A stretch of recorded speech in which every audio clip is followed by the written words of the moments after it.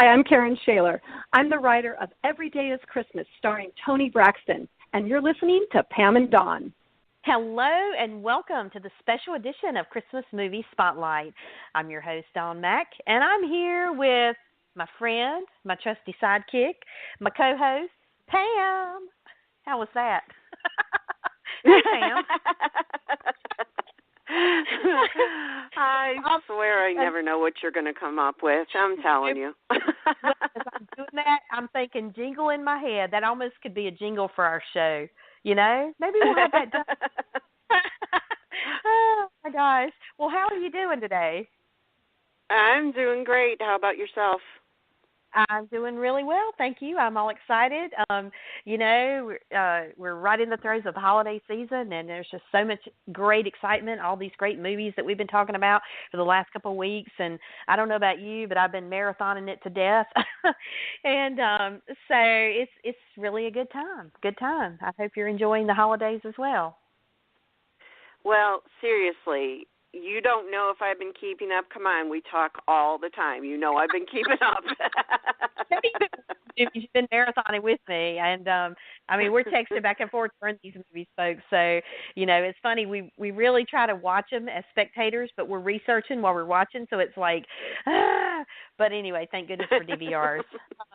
Well, today we welcome the lovely and incredibly talented Karen-Schaler to our show. And wow, Karen is super busy and super amazing. She's a 3-time Emmy Award-winning storyteller. She is a television host, journalist, and has written screenplays for Netflix, Hallmark, and Lifetime Movies, including the upcoming holiday movie Every Day is Christmas, starring Toni Braxton and premiering on Lifetime TV Saturday, November 24th at 8 p.m. Eastern, 7 Central. And we are so excited and honored to bring you our interview now with Karen-Schaler. Enjoy the show. Thank you again, Karen, for calling in. I mean, I can't even imagine how busy you are, and we so appreciate it. So thank you for that. First off, I'd like to congratulate you on your tremendous success as a 3-time Emmy Award-winning storyteller. For our listeners, just so you know, Karen's an author, a screenwriter, a journalist, a national TV host, and wow, where does she get the time? I mean, where does it come from? But what I love is that your stories are uplifting and empowering. So can you tell us about how you started writing? Like, what or who inspired you? That's such a good question, and my mom loves to tell the story that when I was about 2 years old, we were in the grocery store, and a woman looked over to me and asked my mother, does she ever stop talking? And my mom very proudly looked at the woman and said, only in her sleep. And so my mom tells the story, should tell it to everyone. She loves it. And she said, you started telling stories at the same time you started talking.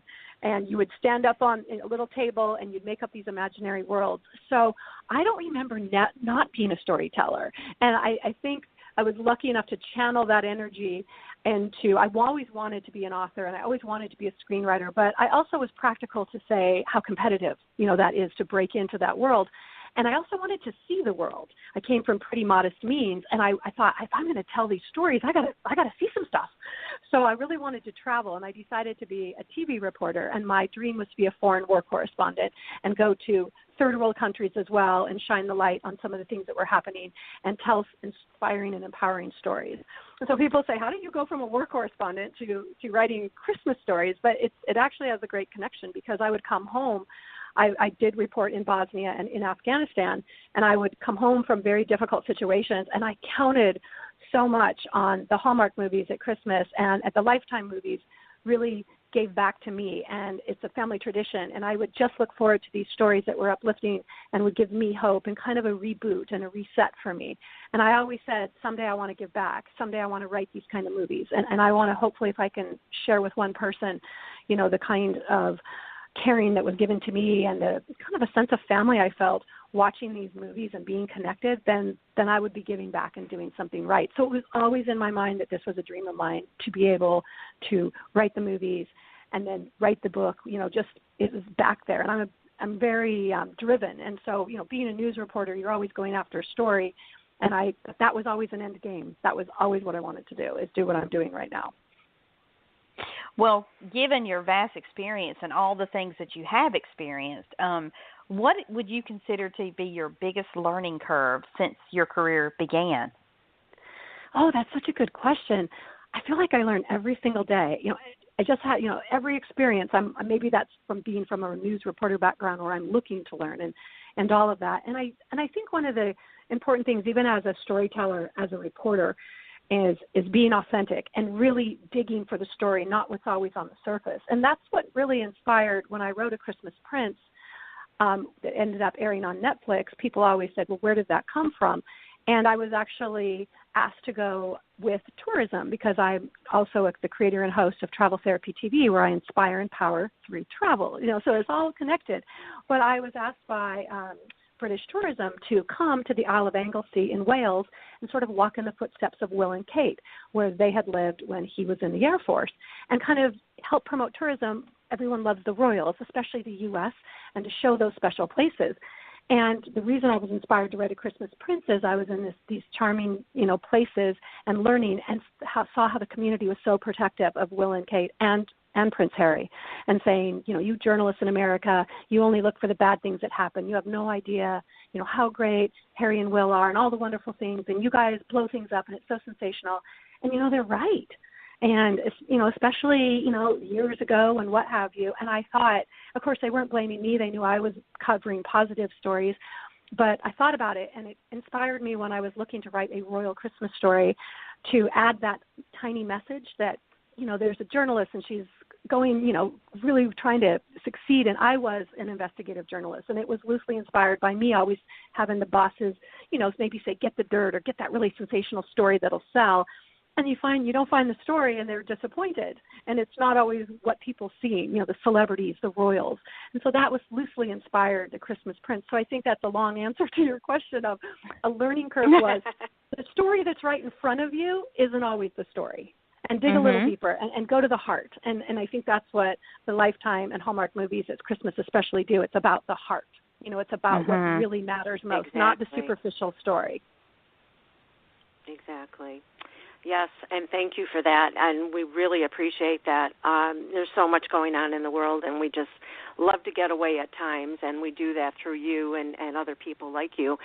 And your show, Travel Therapy TV, has been seen on networks like ABC, NBC, CBS, Fox, and CW. I mean, that's like all the major networks, and that's quite the accomplishment.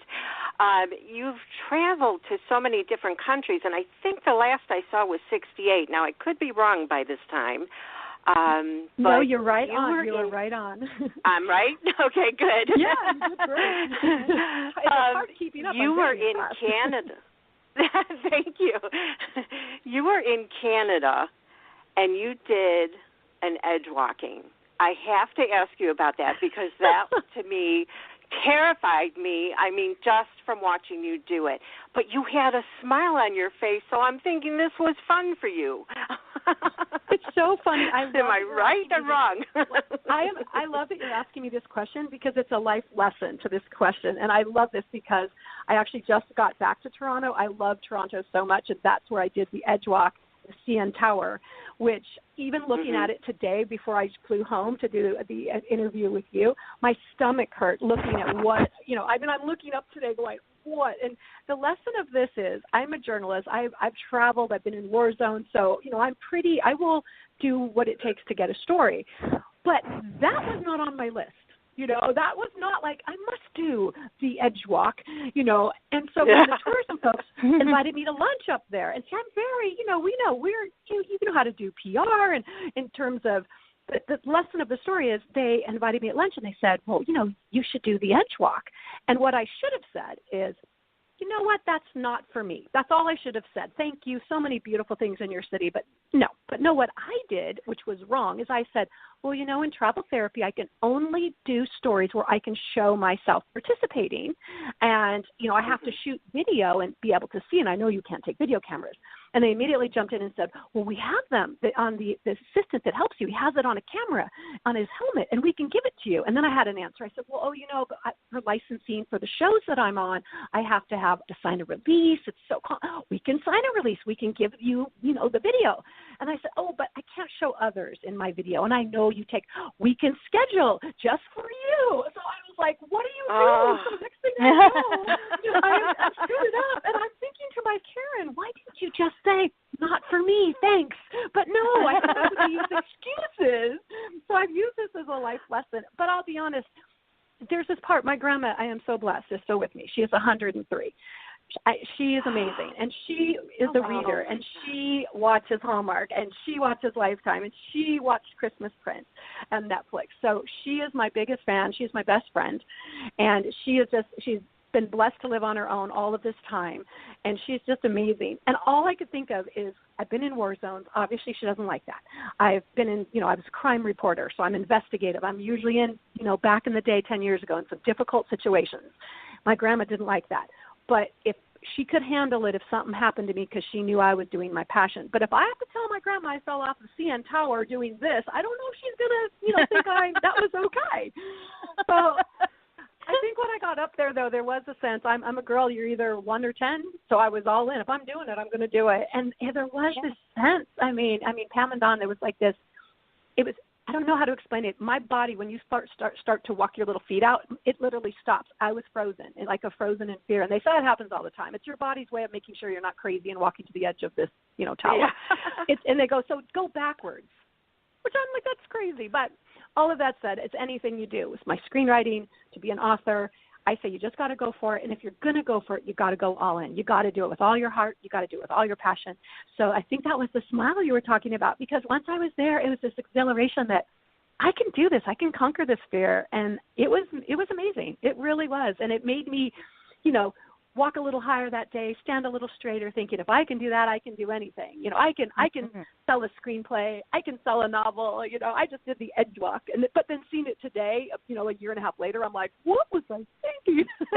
Yes. I still recommend it if you're a daredevil. It's amazing, but boy, seriously.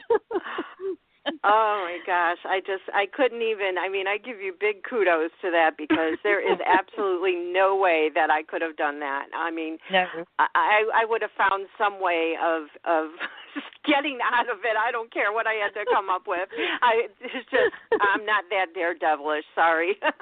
I know. So after the fun, or before the fun, I'm not sure exactly when this came about, because unfortunately I didn't get to see it, but I would love to see this, and maybe you can steer me to it. As a TV journalist, you were the first to be with a combat Apache helicopter unit in Afghanistan. You wrote, produced, and hosted an Emmy Award-winning 1-hour TV documentary that aired on ABC. Would you share with our listeners what this experience was like for you? Just not being in the helicopter, but, being with the men and the women and being in Afghanistan, all of the above. It's a life-changing experience any time that you take a step into somebody else's world. And I think that's why I love journalism, because it allows me the privilege of seeing a different life and learning and putting myself in their shoes. And I think it makes me a better storyteller and more empathetic as a human, and to be able to understand. And it actually started back before, and when President Clinton said we're sending troops, peacekeeping troops to Bosnia. I remember it was my birthday, December 19th. And I had been working in Salt Lake City, an NBC affiliate, a medium market, here in America, not at a big network.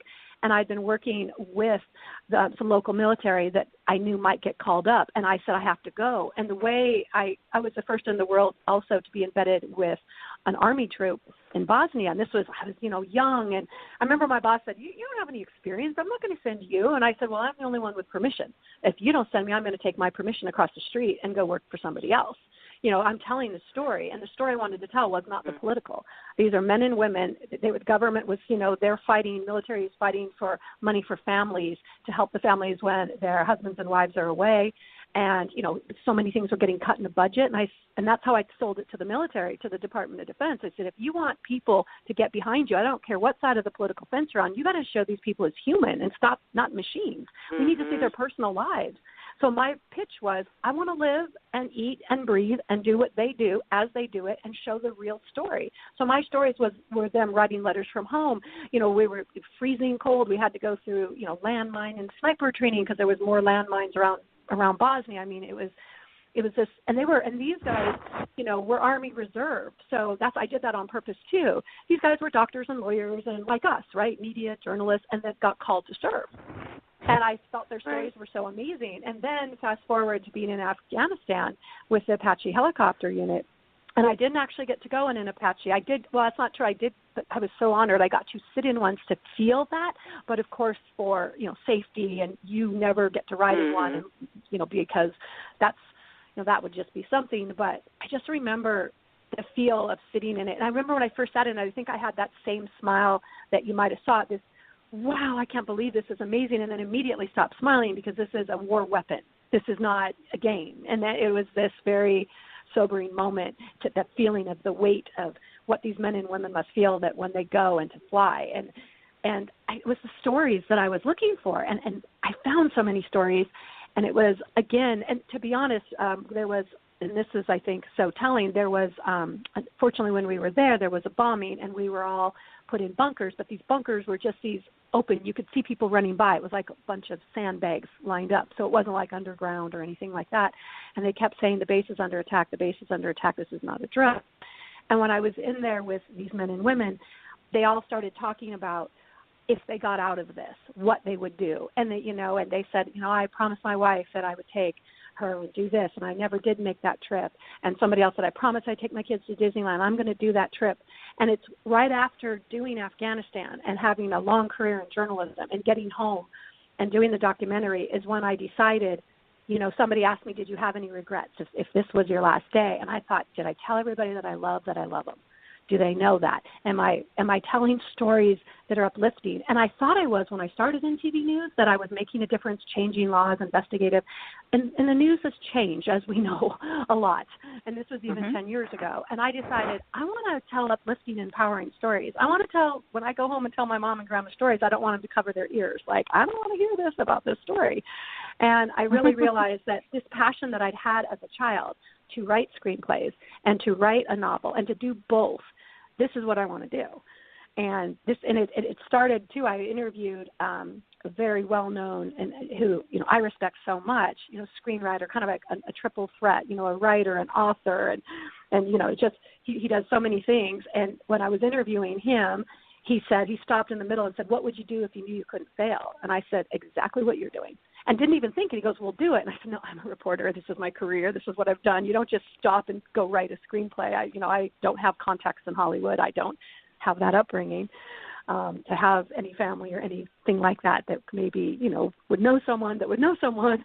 And he just said, "Well, with your personality, you should do it." And his voice was in my head when I was in Afghanistan. So when I did, thinking that this is what I'm going to do, it started with travel. I'm going to travel the world. I'm going to find new stories, and they're going to help me tell these other stories. So it's very full circle. Everything is, and I think that is how it is for all of us. Everything's connected. And if you can tell a story, a Christmas story, any story, and it comes from a place of authenticity and heart, and you can connect with somebody in their own story and maybe take them on a journey, especially a journey of escape right now that we all need, that's what I think all of us storytellers are trying to do.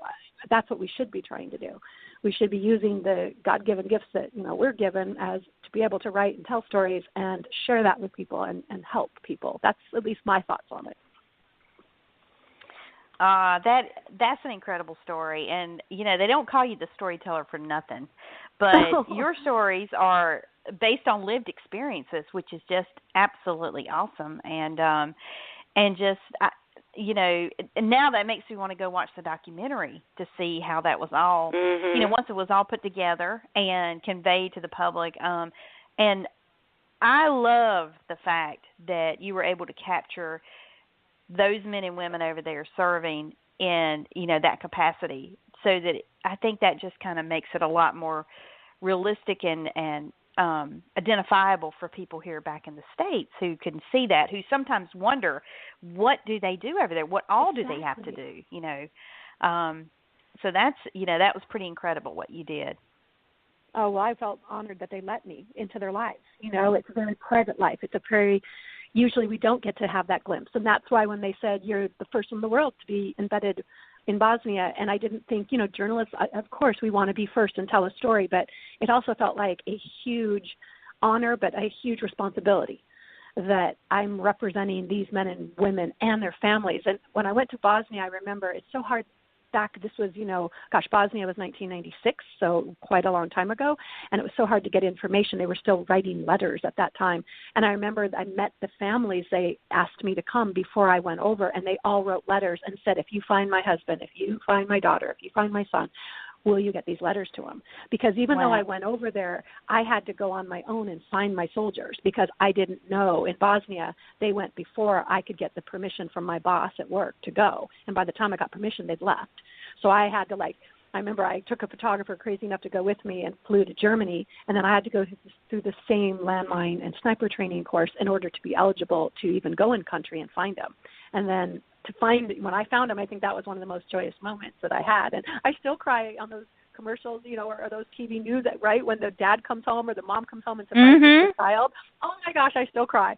And and to be, I was the one finding them. I felt like they were all my family, and they certainly were after I spent a month with them. But I've never been happier to see anyone when I found them, because it wasn't an easy situation when you're first going into any kind of a military operation. There's a lot going on, and I was the only journalist, and I certainly shouldn't have been a priority and wasn't to find them. So I was kind of on my own, using my own investigative skills. Where are they? Sometimes I was told, oh, they've already gone over to Bosnia, or oh, they're still here in Germany, and it was tough. But even this, this latest movie that I wrote, Christmas Camp, I have one of the people that go to Christmas camp is a mom, and it's her first Christmas without her son, and her son is serving in the military.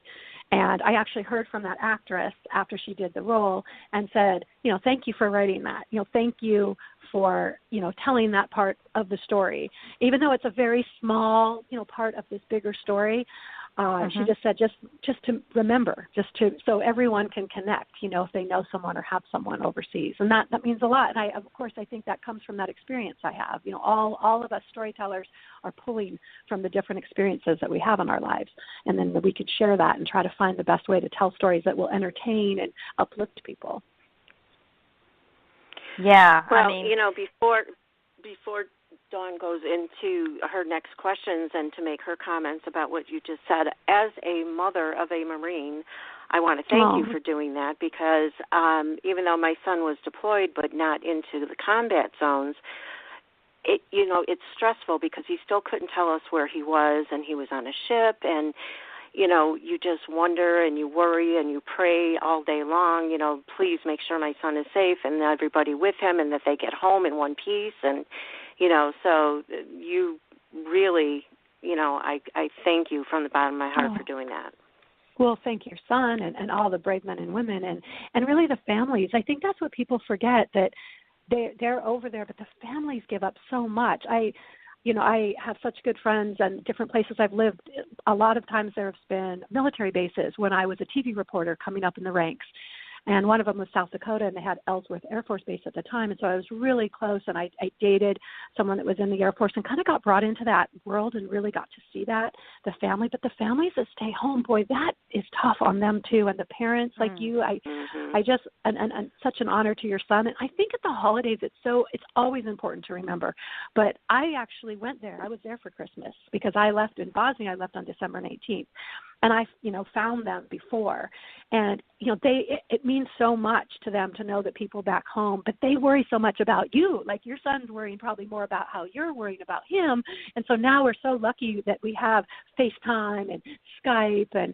But again, a lot of these soldiers are in places that can't communicate for security reasons. So they are cut off. Right. And that's where, but I think we can all just honor and remember, and anything I can ever do, I want to be a part of that, because that's the ultimate sacrifice for all of the families and the men and women. It's amazing. They are my heroes, absolutely, every day. Well, in addition to being a phenomenal journalist and reporter, you have become quite the storyteller of a fictional nature. And I want to first off, before we launch into the Christmas segment of our interview, I have to talk to you about the huge Netflix hit, A Christmas Prince, which premiered last year. You wrote the original screenplay for that. When you wrote that, did you ever expect it to become as popular and grow the way it did? Because every time I was, on social media last holiday season, even into this year, there was all kinds of stuff popping up about this movie. And you're thinking about, when you think about the holiday season and how big it is, we always think of Hallmark Channel, Hallmark Movies and Mysteries being the dominant Christmas entertainment source on television. But that really kind of put Netflix on the map in terms of holiday movies. I think it just really propelled them forward. And then look at this year, what they're doing. So what were your what did you expect it to get that big, and how, what has it been like for you as a screenwriter? Well, it's so funny because it's still surreal to me. I had the Google alert. I joked back in the day I had to take it off because I was getting, 360 Google alerts an hour of different media outlets, different ones. Oh, my goodness. And I literally was like, I have to turn this thing off. So I turned it off a long time ago. But then when I started with my book, and of course, they're having the sequel, I turned it back on, and then people are still watching. I just talked to somebody actually in Toronto. I just watched it last night, and so I'm like, and of course we're getting close to a holiday season. People watch it during the summer, but the funny thing about that is I actually originally wrote that thinking it was going to Hallmark. Ah. So when I originally wrote it, the producer that produced it does a lot of the royal stories that, Hallmark has a royal story every year. Mm-hmm. And so he loved another script of mine, and we were talking, and he wanted that script as well, and he said it'd be perfect on the Hallmark Channel. And he said, but, I do a royal. Do you have any royal ideas? I said, of course, a writer, yes. And then you think of it, I'm like, of course, yes, of course I do. And he's like, great, send me what you have. And that's when I started thinking of the Will and Kate and the experience, and wouldn't it be great to do? Of course, I'm a journalist, so the undercover, and I came up with, this idea, and so I wrote it on what we say on Spec. So I just wrote it quickly. I'm very blessed that I can write quickly. I think it's my journalism background of telling a story every day and having to turn at 5, 6, and 11, a different story. So I come from that journalism maybe discipline of working that quickly. So I turned the story, and there's different styles for different networks, of course. And so I wrote it in that vein of that's where we thought this was going to go. And then when I found out that it was sold to Netflix, there were so many different emotions going on because this was my first movie I'd sold, my very first. And again, my heart was Hallmark and Lifetime movies. This, that's my, that was what I'd always dreamed of. But then I'm told it went to Netflix, and that is, they're the streaming giant, and they're the up and comers, and I love being part of what they're doing. So it was, but that was this feeling, this double feeling, like at the same time, and you're like, how do you react? Because and then you find out I'm the first. It's an original from their very first original, and again, who doesn't want to be first? So when that came out, I remember. Because think about this. I mean, we're all smart. We all know Hallmark. There is a dedicated audience. Lifetime. There is a dedicated. We know what we're going to get, and that's what they say too. We have a brand. We are on brand. We have a huge responsibility. That's what any good company says. And so all of a sudden, I'm saying the Netflix audience, a lot of them has probably never watched these other networks. So how is this going to come? How is this going to fly? How is this going to work? So I was curious. I was very curious to how this. To be honest, I thought some people are going, this is just corny. This isn't my Netflix-ish type of stuff. What is this? And then I knew that the audience that loves Hallmark and Lifetime would find it and go, yay, a happy little movie. And I knew that. And it's kind of what happened. I mean, no, I don't think none of us, there's no one that could expect what happened. And the fact, and I love it. I tell people they say, were you sad about the people who are like, I hate it so much, I'm going to poke my eyes out. I think somebody actually did write that. But then they said, but I'm going to watch it 10 more times. but in the same thing, they go, I hate it, I'm doing this, but I'm going to watch it 10 more times. That was a very hip, there was this hip love-hate thing that happened with it. It became cultish to complain about how bad it was, but yet to keep watching it. And then, of course, the Netflix infamous tweet that we all know, about, what was, oh gosh, don't quote me, I should know this by heart. I should have it like it does, in my house, this quote, but it was to the 53 people who watched A Christmas Prince every day for the last 19 days, who hurt you? That was their own tweet, and then when that went viral, and that went viral in so many different ways, there were people that thought it was hilarious, there were people that were offended, and I remember Whoopi, who I love, on The View going, something to the effect of, how dare you, Netflix, Christmas shame me, I watched it, and I like it, and she's, I just adore her. I have that on my website, anyone listening, karen-schaler.com, go under Christmas Prince Press, because I have Whoopi, I love her, and then Stephen Colbert did this brilliant monologue. He's also on my website because, of course, I had to have him too. And I'm just laughing, and I'm laughing so hard I'm practically crying, and I'm seeing all the social, and it just went crazy. And I knew, I thought, wow, this is something. But I also knew as a writer that this was going to open up. Other networks were going to say, wait a minute, I can get that kind of audience. And I can't quote this for myself, but I have seen on the producers, websites talking about, I knew that it was the number one most watched movie at Christmas because that was out, but I've heard it's Netflix's number 2 most watched movie. And I'm still trying to find that, but that's out there, in the media. That blows my mind, but it was great because we're doing this. I mean, Pam and Dawn, what you do to share Christmas stories with people, and people love them so much, and you are helping people find the ones, and because it's getting hard now. And I know you guys are going to talk about that because the expansion, and there's so many, so you can kind of give people a help with this one and this, and kind of behind the scenes of what really happens to tell these stories. And it's all of us, we saw that and went, what happened with Netflix, and went, this has just changed the Christmas game. This has changed everything. And I'd say blessed to be part of it. What a difference a year makes, because a year ago there were probably maybe, a little over half of the original Christmas movies out there across all networks, as opposed to this year. And I think Lifetime had 6 last year. They got 15, yes. 14 or 15. Yes. Even Up TV, they've got 6 or 7, and they had maybe 2 last year. So what happened on Netflix? Really, what happened on Netflix with your movie? It was a game changer across the board. And honestly, I think it has opened up a whole new avenue for Netflix. They can be as creative. I mean, you look at what they're doing this year with the holiday movie season. So moving forward, I believe that there's going to be a whole niche platform within Netflix that is going to be dedicated to this sort of thing, all because you wrote this and it landed there, and look at what it's done. And Netflix is not dumb. They realize the popularity of this movie and the audience that it's drawn.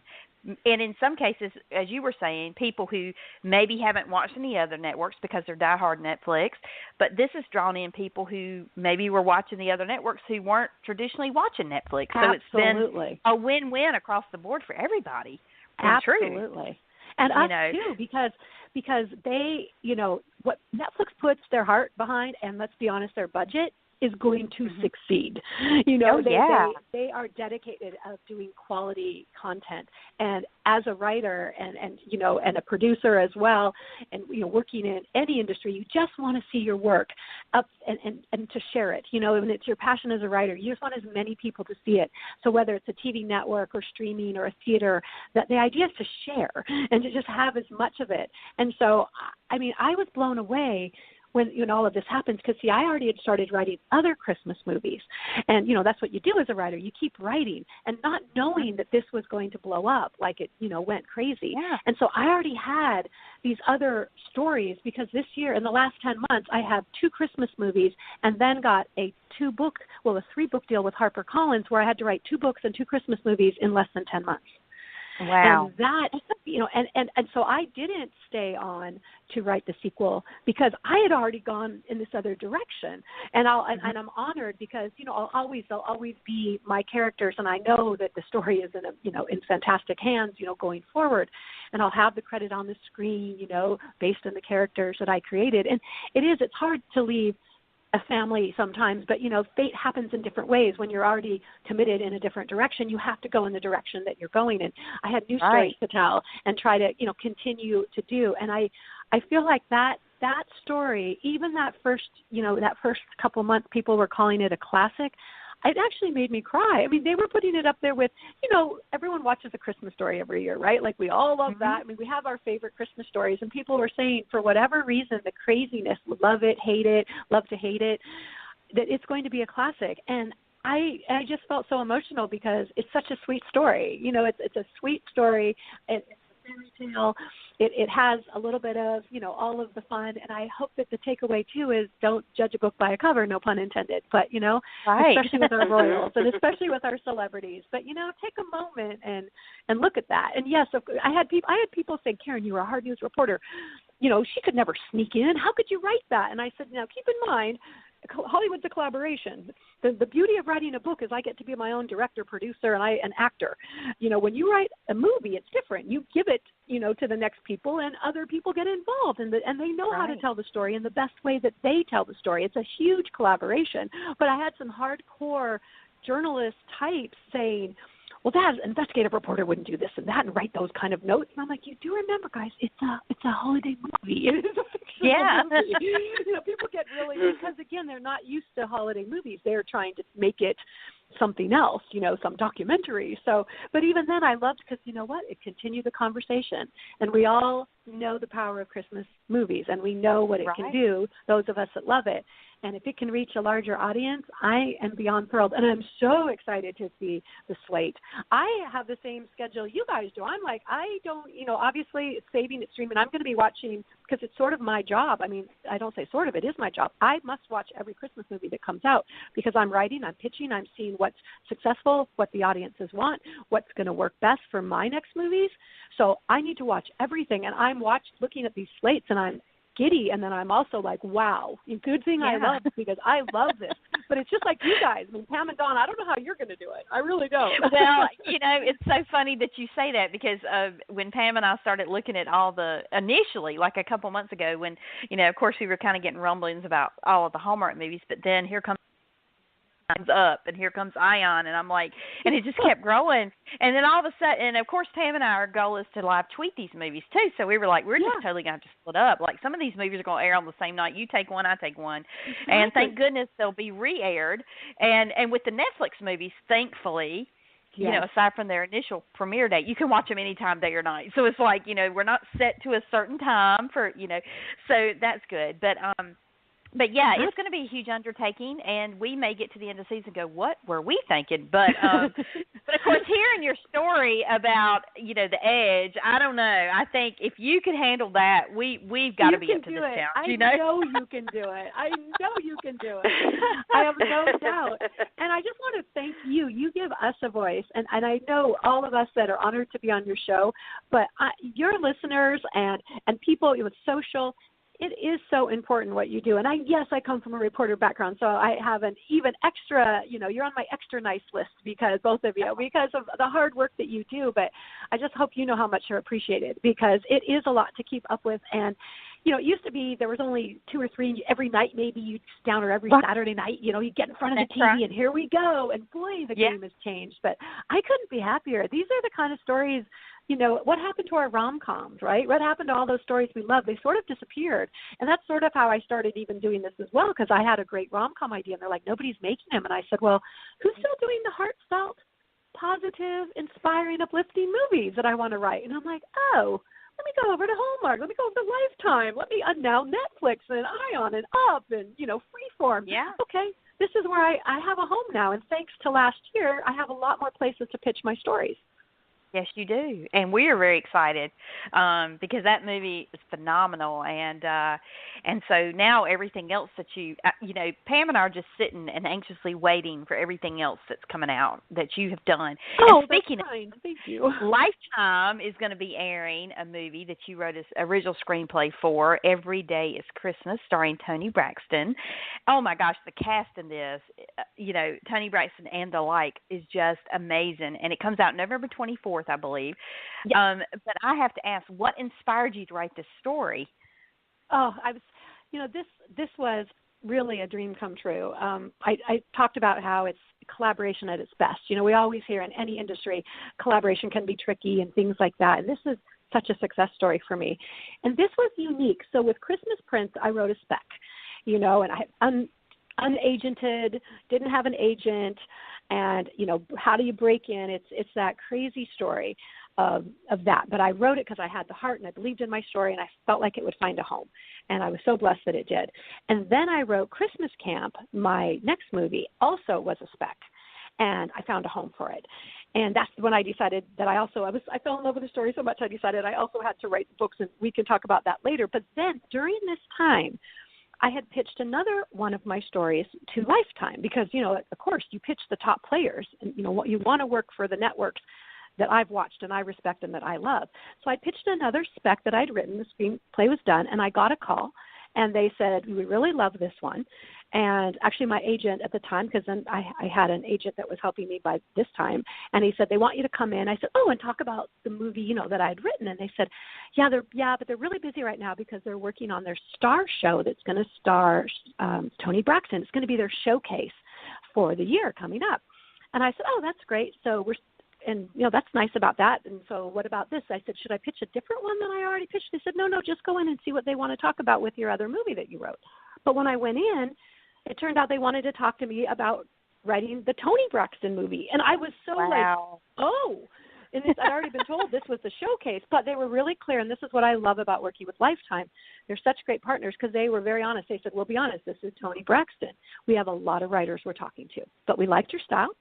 We liked your writing, and give it a pitch. And so the only thing they gave me, and it was a one-liner, and it's actually on IONtv, so I can say it, but they basically said, we want something inspired by Charles Dickens, a classic, a Christmas Carol-esque type movie that will star Toni, and that has, the past, present, and future. Go. Literally like, okay, go. And so this time it was a little different where I didn't have a spec and try to sell it to Lifetime. This time, and I was so like, a Christmas Carol? It's like hollowed ground. Do I want to touch this? I was so scared, right? I mean, I don't want to do this long. But I'd never done this. And I knew it wasn't going to be an adaptation because we're doing modern day. It was just a one line, something to start a point, to give all of us writers to then go off and come up with something unique. And, of course, we all know the Scrooge story has been done. We have Bill Murray. I mean, there's been other Scrooge stories. So all I did, and I guess this is my researching, I have so much respect for, Toni, just what I had learned about her prior to this. So I went and researched everything I could to find out about who she was, about her life. And I wanted to find something that I thought would resonate with her, because if it's like we say, if it resonates with you, you're going to, take it personal and take it to another level. And I thought, with her life and the story and women and empowering women and strong women and so many of us that struggle with career and that Christmas Carol angle doesn't matter, that it was written all these years ago. That theme is still there, and especially women, I think, executives. And so I created, and at the time, I honestly, to be honest, and Lifetime knows this too, I didn't think they were going to pick me. I just wanted to be a team player because I had another script of mine they liked. So I thought, they're just kind of testing me. They want to make sure I play, can do what they ask. So they have big writers. It's Toni Braxton. They have a lot of really important people. And again, they had told me, now just so you know, we're talking to a lot of people, but, give it a shot type of thing. And what they also know, the day I got the call to go in and meet with them was the day I was walking into HarperCollins, and I had just signed a 3-book deal. It had gone to auction. My crazy idea, I'd finished Christmas Camp, the movie had gone into production. I fell in love with the story so much I wanted to tell more. I had just signed to do 2 books and to write them within the next 8 weeks. So I really thought this isn't going to happen. And so when they, when I talked to Lifetime, I love what they do. I love the direction they're going. I love the messaging with women. I mean, I used to always watch them when they had a lot of Christmas movies, and they kind of got away from that. And I even talked with the executives. I said, I really miss that. I really miss those stories that you used to have. And, the network went in a different direction. And I was so excited that they were committing and doing even more at Christmas. And, these stories that could be empowering, for women and still have that heart of Christmas. And I was like, I love that. So I really, really wanted, to do a story with them, but to be picked for this one. And so I wrote I remember they said they gave me a week, but I didn't have a week because I had to write the books. I only had a couple weeks for that. So I thought, I'm just going to do it. So I stayed up overnight and I came up with, 6 or 7 pages and an idea. And again, I wanted to show them that I cared so much about it and I would work on it quickly.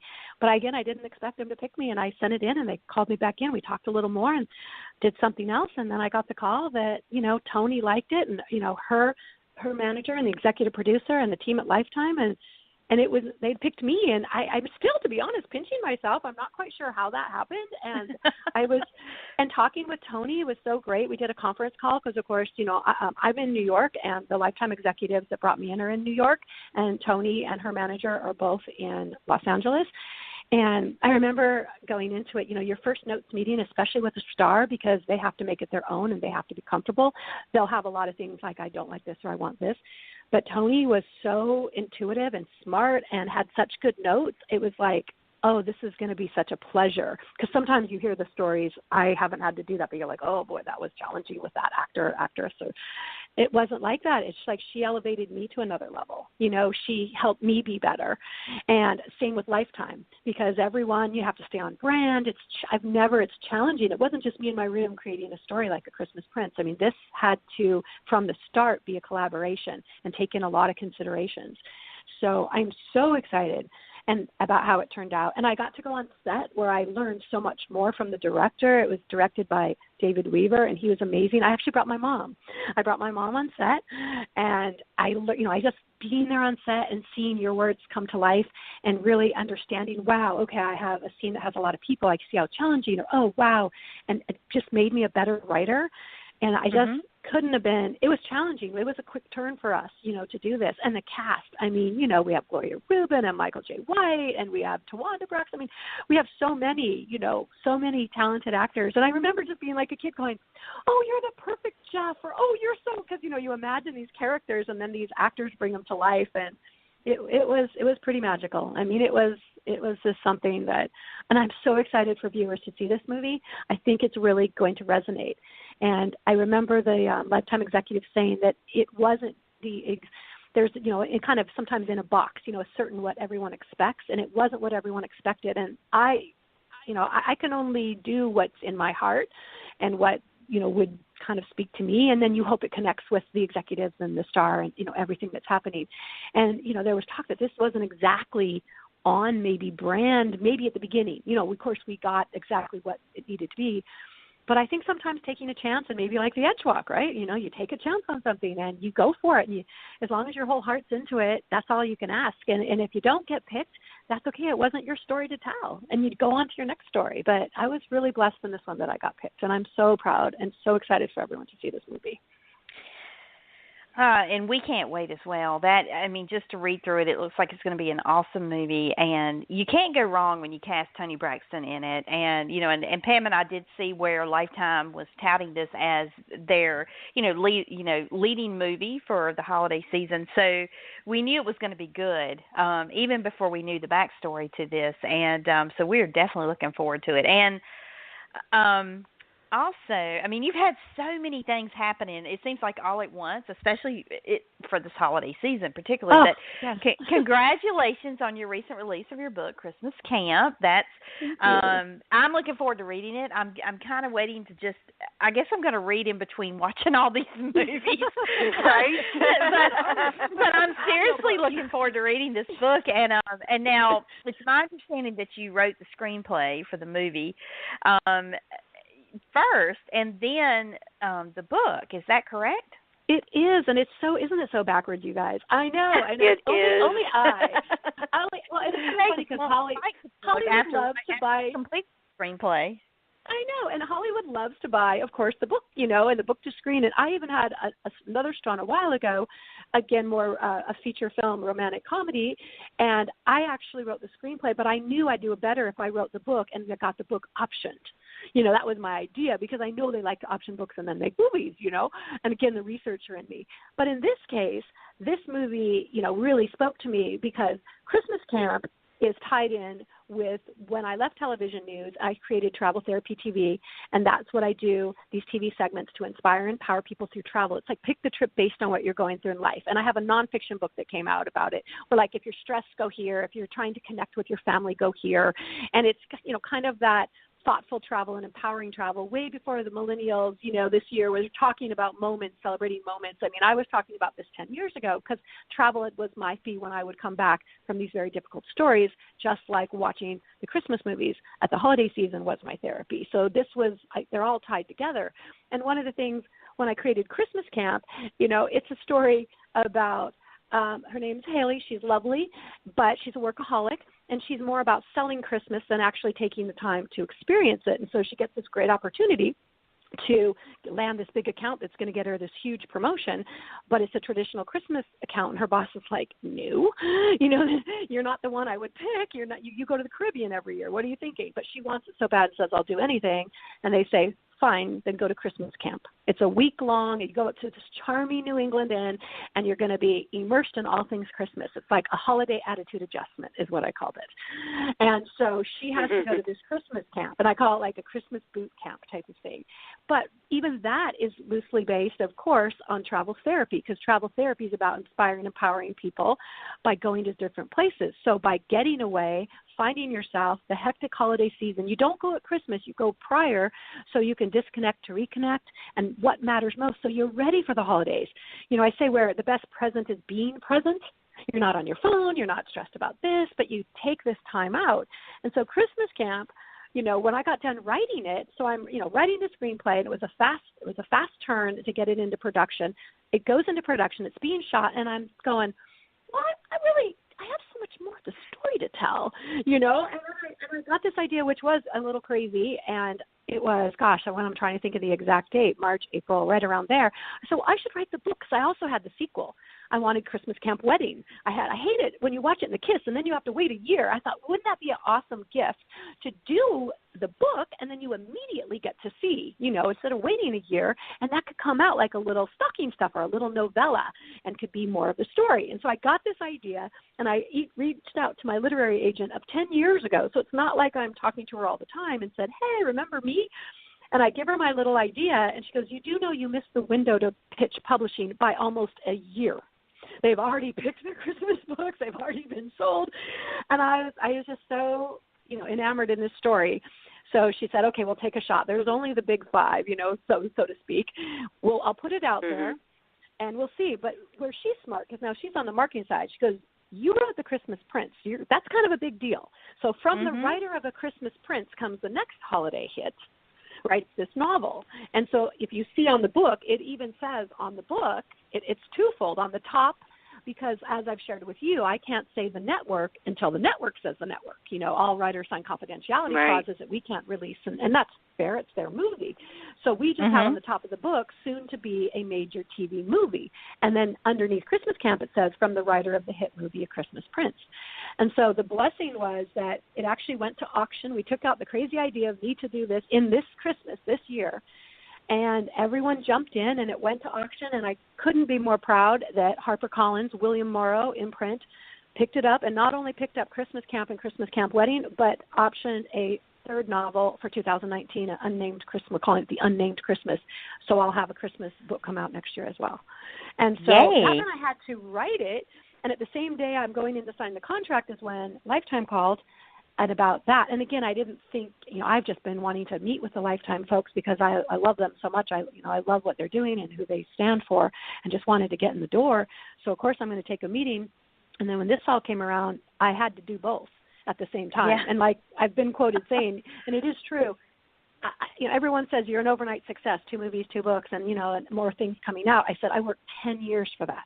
I've worked so hard for 10 years for this one opportunity. And while A Christmas Prince, in a way, opened the door, this was all in the motion before anyone knew about that. So it was really a lot of hard work, and then everything happens at once.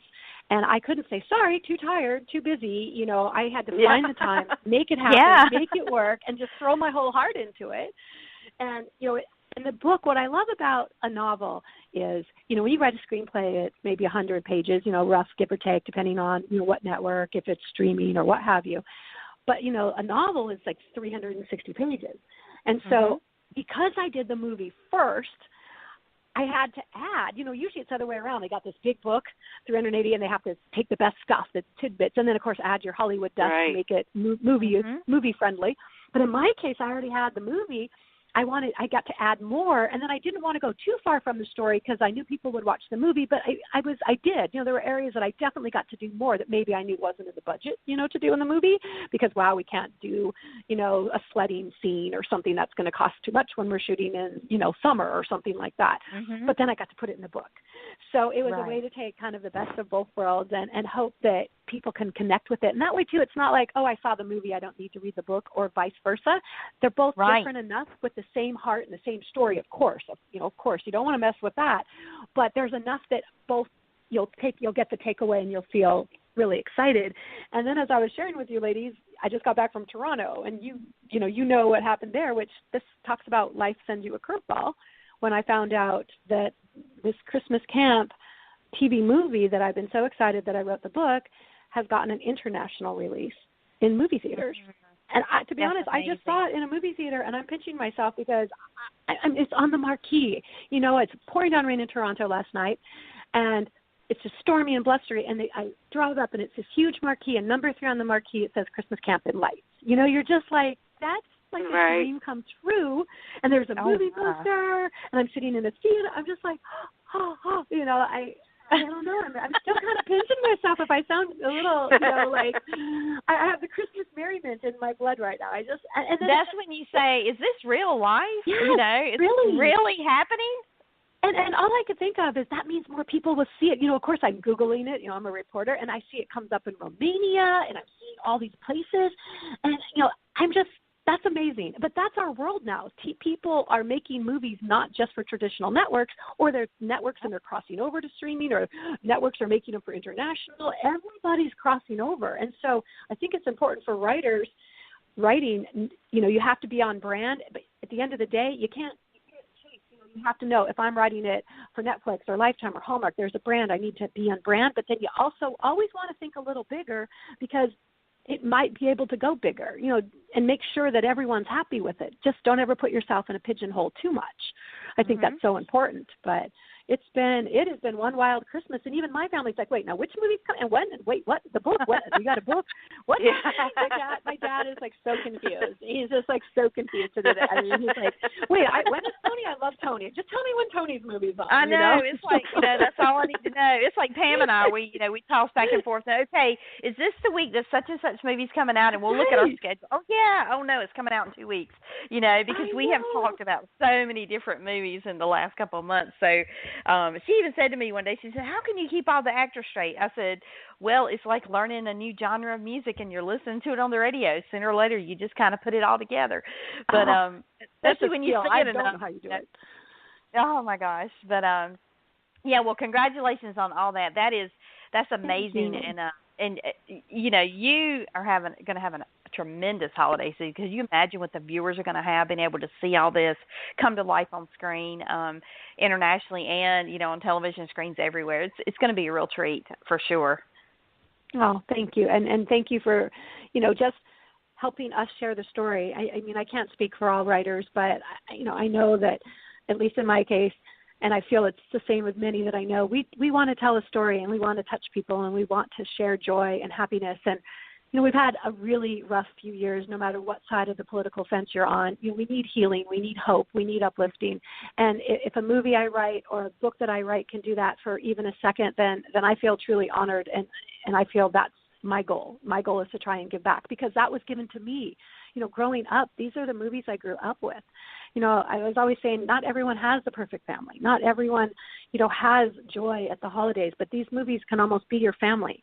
You can have comfort and joy from them. And that's why what you're doing, and by showcasing them and helping people find them, it's so important. So I thank you both for what you're doing. Oh, well, thank you. You're very kind.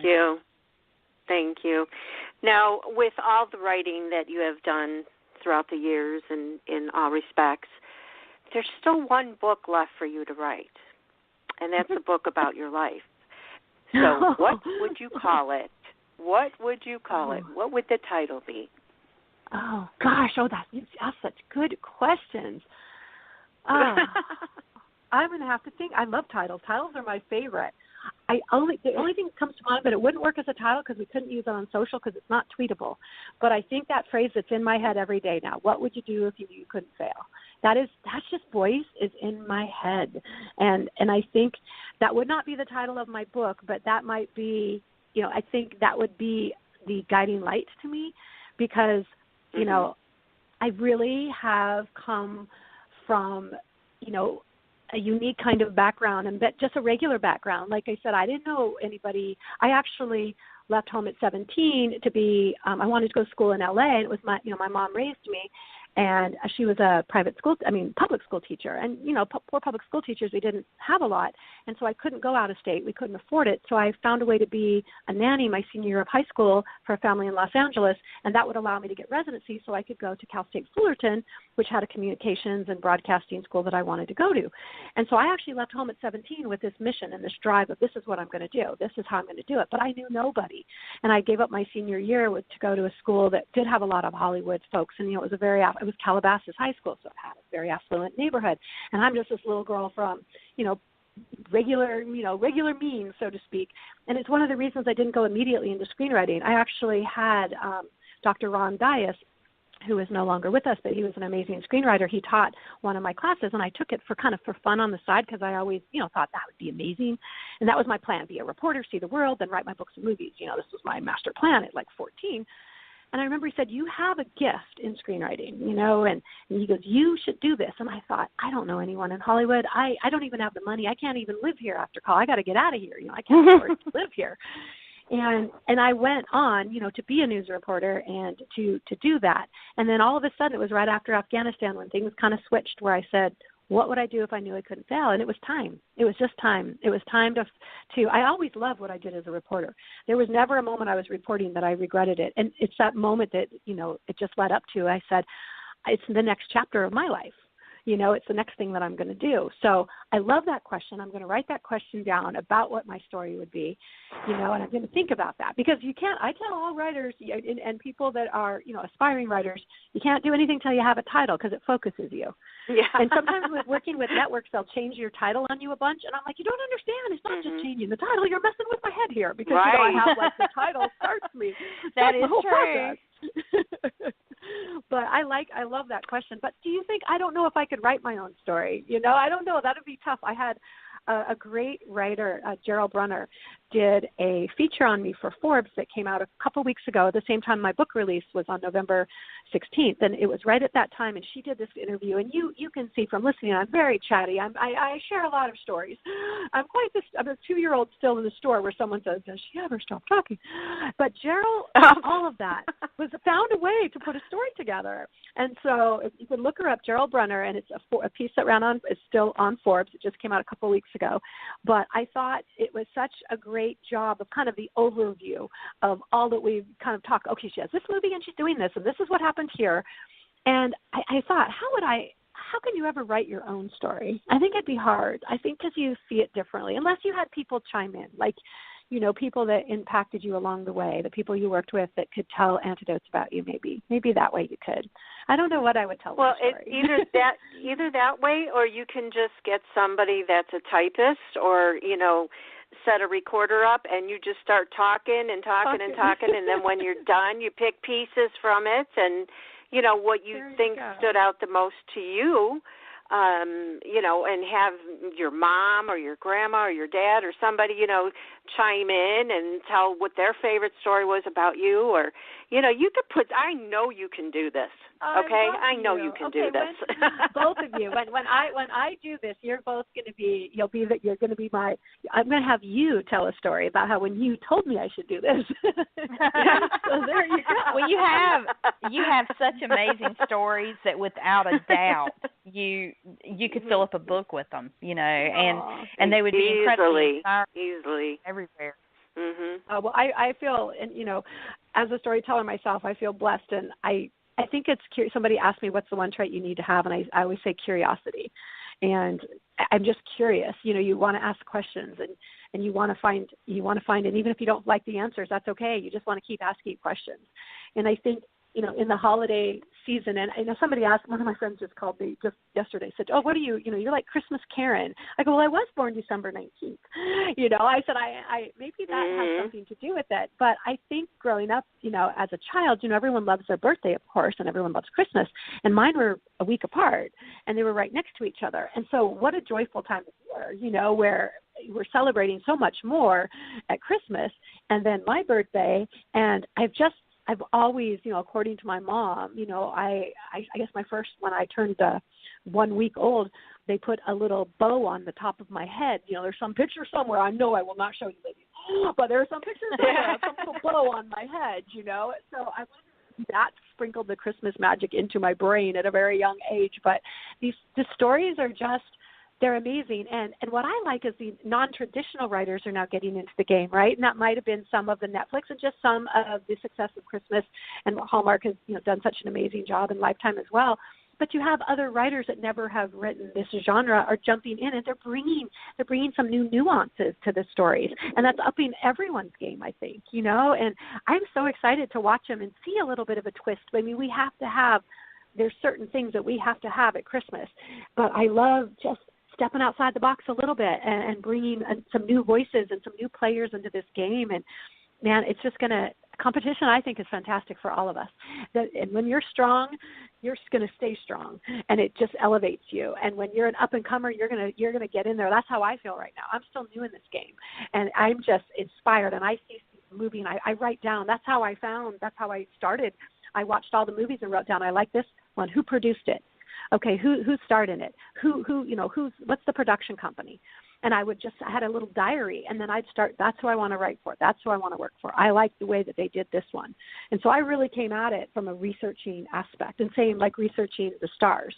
If you know, like in the Toni Braxton case, again, all of this is a first. It was a first selling a Spec script, a first selling with Christmas Count. I'm a first-time novelist, so lots of them, and first-time writing for a star like Toni. That's a big responsibility. But she was amazing. And let me tell you, and you'll see when you see the movie, I did not write an easy movie for her to do. And, it wasn't like I tried to do that. It's just the story tells itself. I'm sure writers tell you, do you plan your story in outline, or do they fly by the seat of your pants? I'm a fly by the seat of your pants. I start writing, and the story sort of takes over. And it is such a powerful story, but she is in almost every single scene. And it was funny, a sidebar story, you'd probably get mad at me, so I won't say who told me, but when I was on set, one of the people involved, not Lifetime, not Tony's manager or anything like that, but said, "You do know," because he knows I'm a newer writer, he goes, "You do know you're supposed to give a star a break. She's not supposed to be in every scene. She's in every scene." I go, "Well, it's Toni Braxton. I want to see her in every scene, don't you?" He's like, "Oh, yeah." I go, "Okay." But poor Toni had to be in every scene. I mean, it's her movie, but she really brought it. I mean, I tell you, I wrote a tough, just physically, not to mention mentally, and all the things that she had to do. And there's something magical when I was there watching her. I mean, she just has a passion and puts into it, and I can't speak of her process or any of that because I'm not privileged to that, but watching her shows me why she's Toni Braxton, why she is the iconic singer, the mother, the sister, all of that, because when you watch her act, and she's a new actress, right? I mean, she hasn't been acting for 30 years or anything like that. She's a newer actress, but it's in her blood. She's got it. She has the passion, and I hope that you will feel that when you watch this. I hope I did her justice. Oh, well, we are looking forward to it for sure. And, well, before we run completely out of time, we have I know. I mean, it's just, this is one of those things we could talk to you all day. I mean, you're just so fascinating.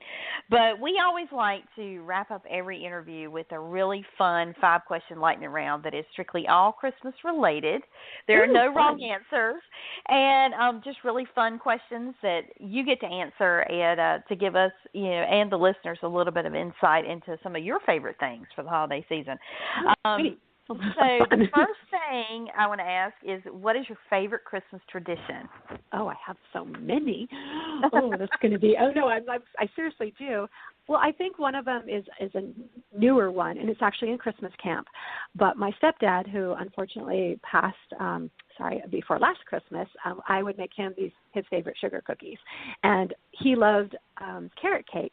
And so we would make sugar cookies with cream cheese frosting, because really it was just a delivery for his cream cheese that he liked so much frosting.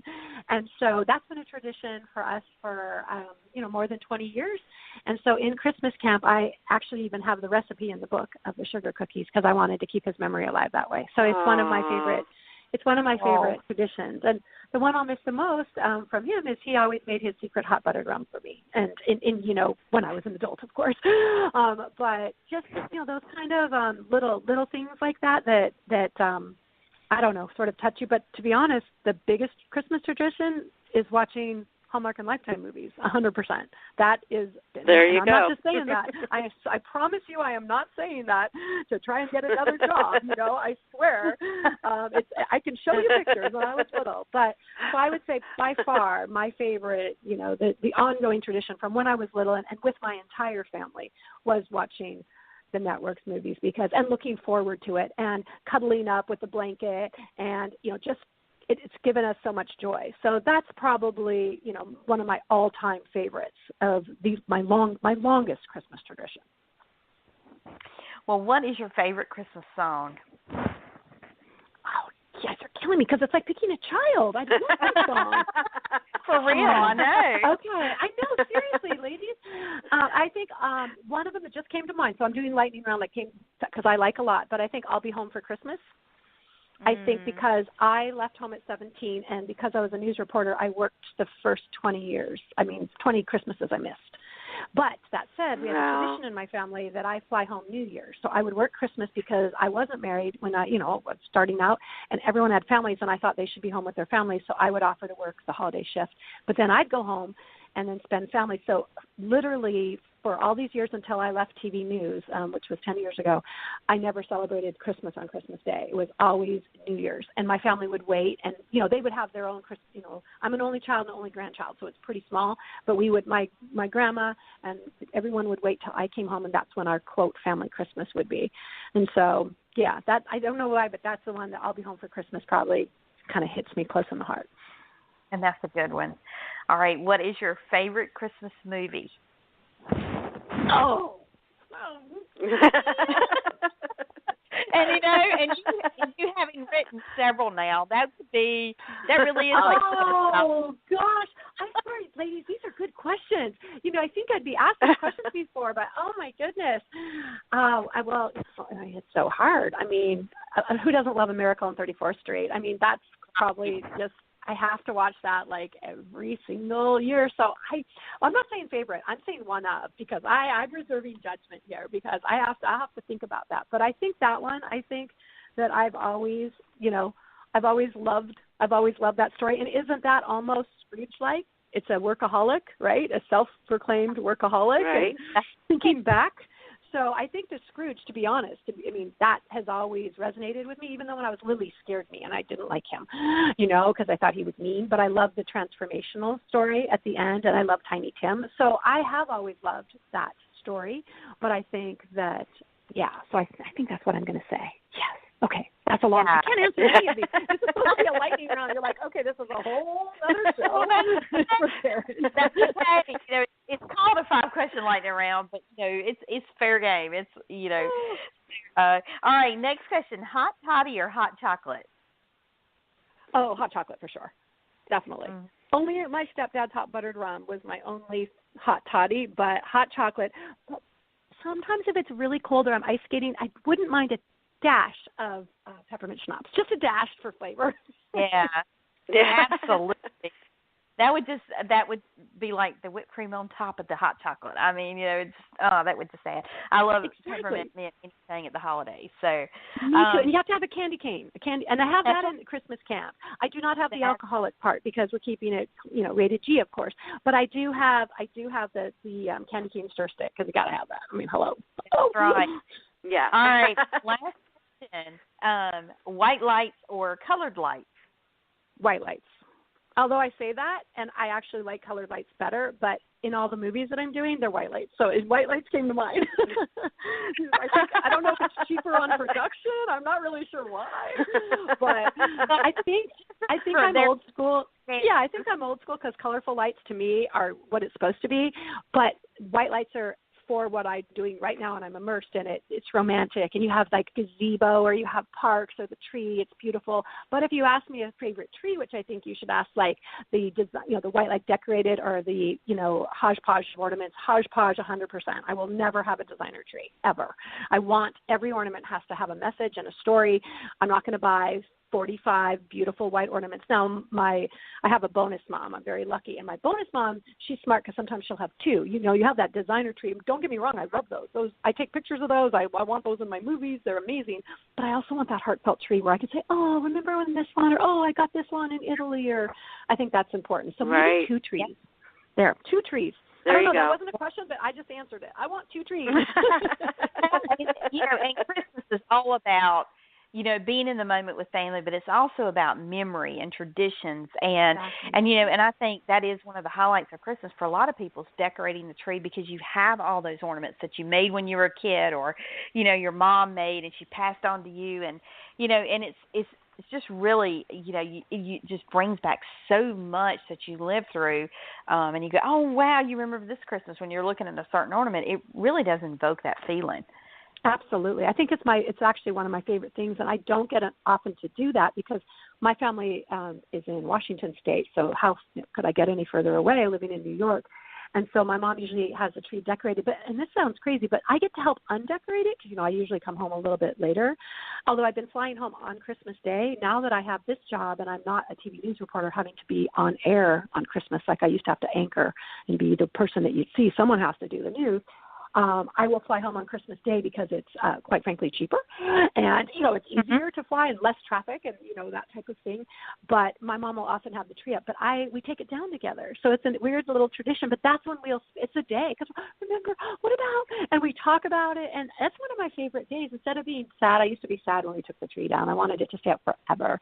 But now it's a day we spend together and we talk about them when we put them away. So I always tell people, you don't, especially when we're talking like military families, a lot of times you can't make it home. It's okay. Christmas is a very important day to be honored, absolutely. But when it comes to family gatherings, just pick a time that you all can be together and you can have those heartfelt moments and make sure that you get to celebrate twice. You can celebrate Christmas, the actual, Christmas day, which is so important. But then if the family can't be together for whatever reason, pick another day and get to do it twice. I think that's even more special.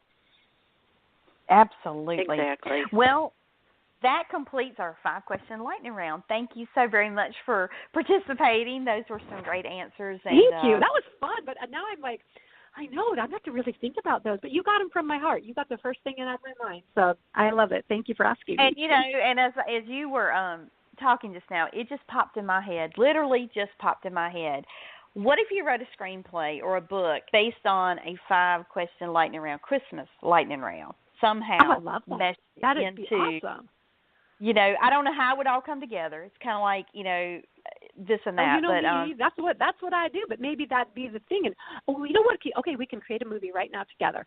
So it's all, people are doing these dating apps and all of that, what have you. But what about if they do this thing where they ask the 5 questions and then based on, they do kind of a holiday matchmaker, and based on your answers, they try to match you up with someone, maybe it's some kind of a radio show or something like that, where they get singles and go, okay, we're going to bring a matchmaker in, and maybe it's just a publicity stunt for the matchmaker, to get publicity that she's a matchmaker or has a book out. And then they do this little cute holiday thing, but it ends up matching people, or someone lies. They don't do the lie or tell a fib, I should say. And then, Yeah, there we go, ladies. I'm working on it. There we go. That's the next one. That's the next one. I love to write too, and I don't get to very often. So, of course, I'm sitting here going, gosh, there's got to be a movie made about something like this at some point. You know, and you think about all the that have been written, and then you think about all the new ideas that could possibly come to fruition out of the growing Christmas movie industry now that seems to be abounding. You know, it would be fun to kind of expand on this in a lot of ways. So there you go. You got your homework for 2019. I love you ladies more than anything. And wait, I want to mention too, when we talk about expanding and this whole Christmas, you know, it's going in so many directions. So when I wrote the Christmas Camp movie, and then I wrote the Christmas Camp novel, and, of course, Christmas Camp Wedding, that's coming out in January 9th. But I wanted to bring Christmas Camp to life because it's like what you're saying. It's become so powerful. So if you're listening and, you know, you're thinking, hey, this Christmas Camp, it sounds like I need one, we're actually bringing it to life December 7th through the 15th at the Phoenician, which is this AAA 5-star property in Scottsdale, Arizona. I used to live there, and I worked with the Phoenician when I did my travel therapy book, and they're a travel therapy go-to resort. I believe in them so much. They love the concept of Christmas camp, so we're recreating a lot of the things in the movie and the book, and it's coming to life, and we're even doing a giveaway.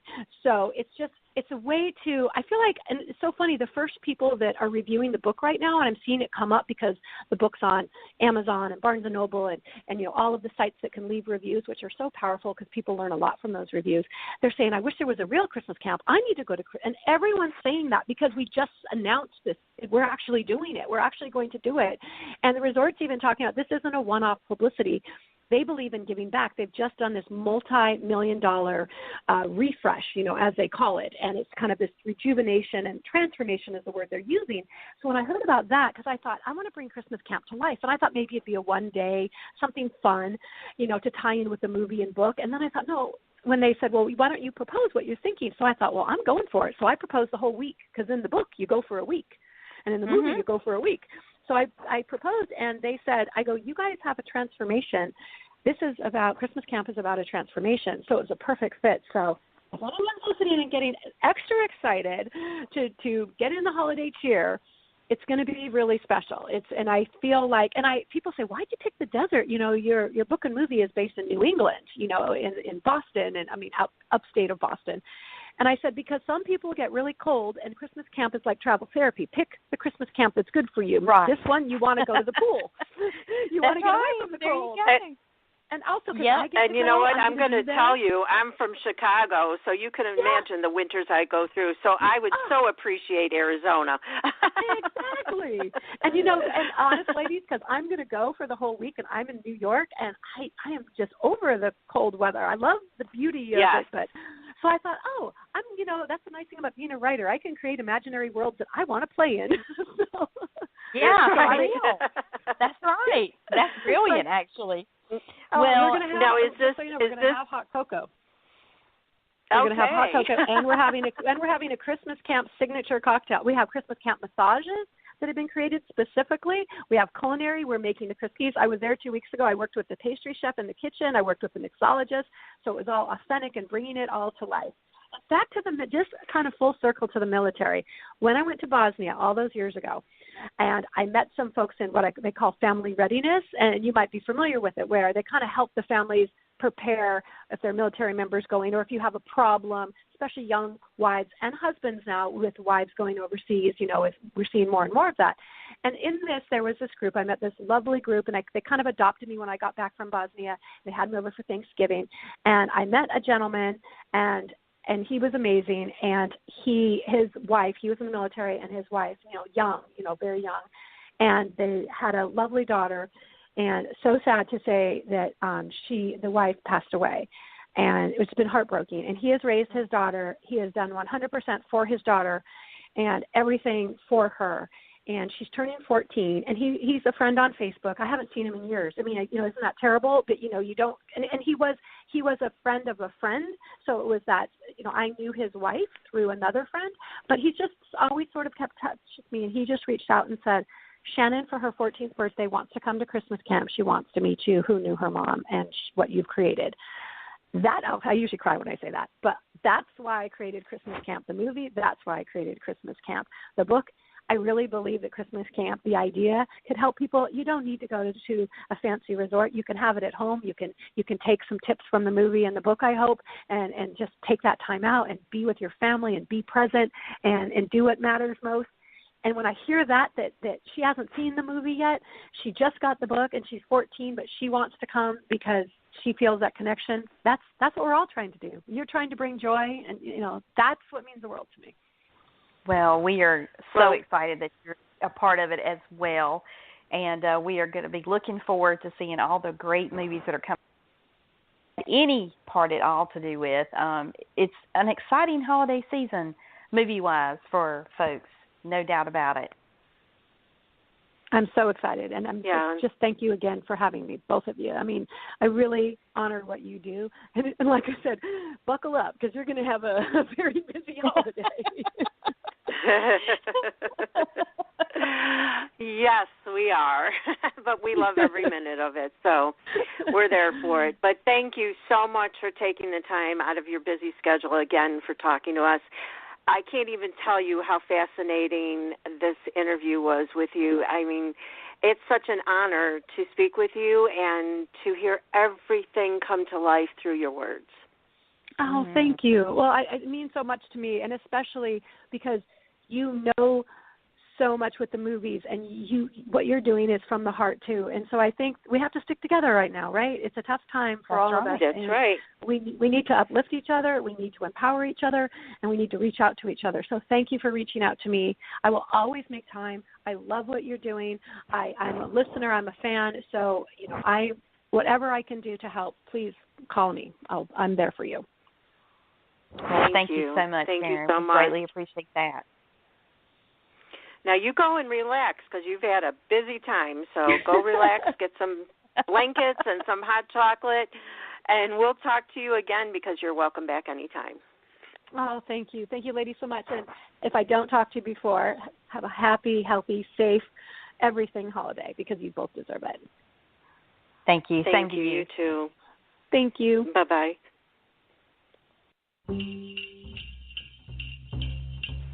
Hey guys, don't leave us yet. Be sure to follow us on Twitter at Christmas Movies. That's XMASMUVIES. And also like our Facebook page at Christmas MuVies Spotlight. Don't forget that's spelled MUVIES. And follow us on Instagram at Christmas MuVies Spotlight. And don't forget to check out our website, ChristmasMoviesSpotlight.com. That's movies with MUVIES. ChristmasMoviesSpotlight.com. Thanks for listening. See you next week.